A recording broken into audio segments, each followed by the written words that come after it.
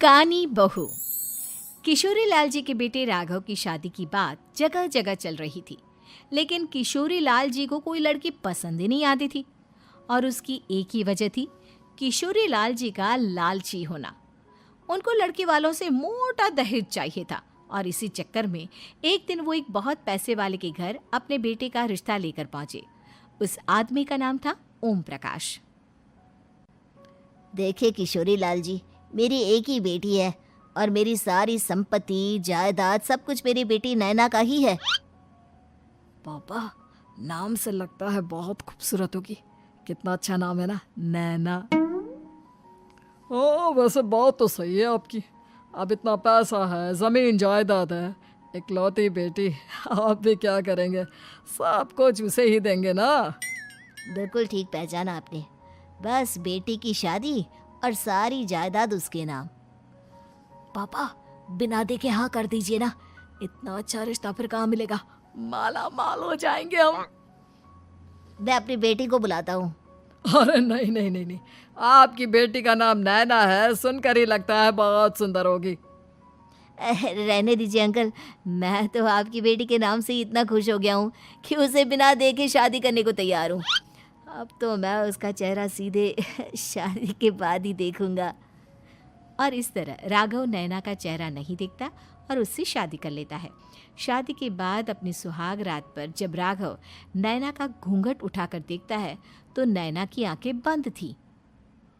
कितनी खूबसूरत हो तुम नैना, जरा अपनी आंखें खोलकर मेरी तरफ देखो तो सही। नहीं, मुझे शर्म आती है। अरे, मैंने तुम्हें शादी से पहले भी नहीं देखा, और अब अगर तुम आंखें खोलकर मुझे देखोगी भी नहीं तो मुझे अच्छा कैसे लगेगा? इससे पहले कि नैना अपनी आंखें खोलकर राघव की तरफ देखती, अचानक से लाइट चली गई और राघव नैना को पूरी तरह से देख भी नहीं पाया। अगली सुबह नैना राघव के लिए नाश्ता बनाकर लेकर आई। अरे ये क्या, आधा पराठा सीका हुआ है और आधा बिल्कुल कच्चा। ये तुमने क्या किया नैना? बहू, तुमने क्या आधा पराठा तवे से नीचे लटका कर रखा था, जो आधा सिका है और आधा कच्चा? मुझे जितना दिखेगा उतना ही तो सीखूंगी ना पापा जी।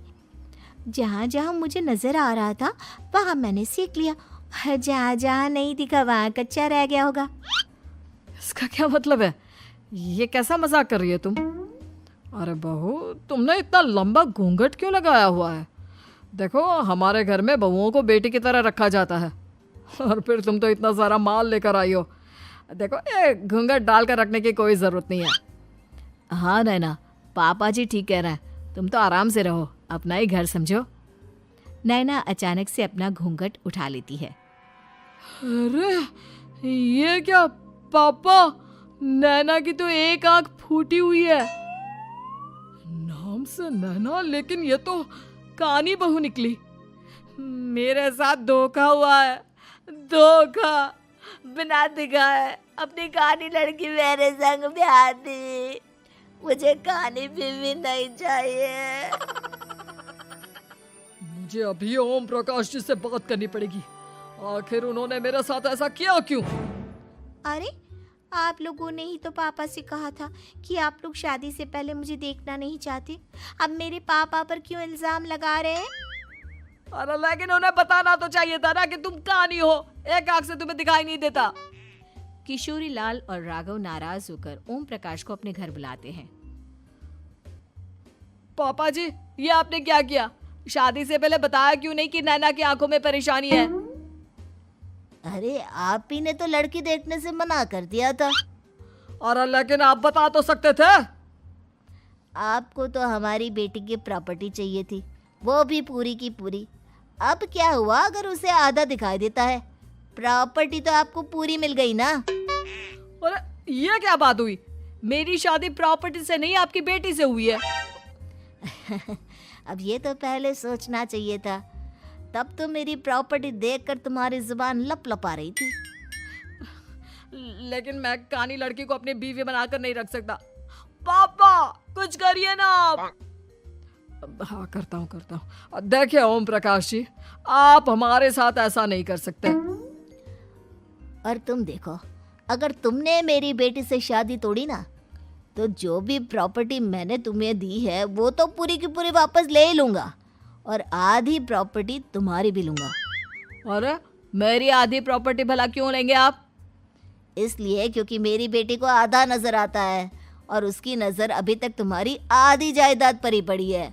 अब तुम उसे घर से निकालोगे तो कुछ तो लेकर जाएगी ना। और अगर हम आपकी बेटी को अपने घर की बहू बना कर रखे तो? तो तुम्हारी पूरी प्रॉपर्टी तुम्हारी ही रहेगी, और जो मैंने तुम्हें दिया है ना, उसमें से बस मैं आधा लेकर जाऊंगा। अरे लेकिन अब आप अपनी दी हुई प्रॉपर्टी में से आधी वापस क्यों लेकर जाएंगे? अगर मैं आपकी बेटी को अपनी पत्नी बनाकर रखने को तैयार हूं तो?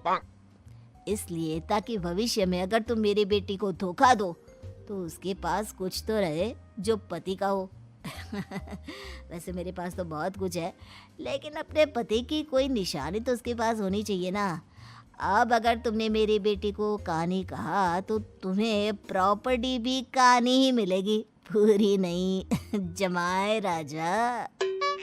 किशोरी लाल और राघव समझ चुके थे कि वो बुरी तरह फंस चुके हैं और अब उनके पास वहां से निकलने का कोई चारा नहीं है। अब समझ में आया ना, लालच बुरी बला होती है। एक तो तुम्हें प्रॉपर्टी मिली, ऊपर से बीवी मिली, उसमें तुम्हें नखरे भी दिखाने हैं। आए बड़े, चुपचाप बैठो दोनों। कुछ दिनों के बाद नैना राघव की कार लेकर बाजार घूमने निकलती है और जब कार लेकर वापस आती है, ये क्या? एक तरफ से मेरी गाड़ी पूरी खराब हो चुकी है। लगता है तुमने मेरी गाड़ी को किसी दूसरी गाड़ी के साथ एक्सीडेंट किया है। अरे अरे कितना बड़ा नुकसान कर दिया तुमने बहू। वो क्या है ना पापा जी, मुझे एक आंख से दिखाई नहीं दे रहा था, सामने से गाड़ी आ रही थी। मुझे तो सिर्फ आधा ही दिखाई दिया और वो गाड़ी मेरी कार से रगड़ते हुए निकल गई। अब मैं क्या करूं बताओ? आप इसे ठीक कराने के पैसे कौन देगा? तुम्हारे पापा। तुमने मुझसे इस तरह से बात की? अभी रुको। नैना राघव की शिकायत ओम प्रकाश को कर देती है।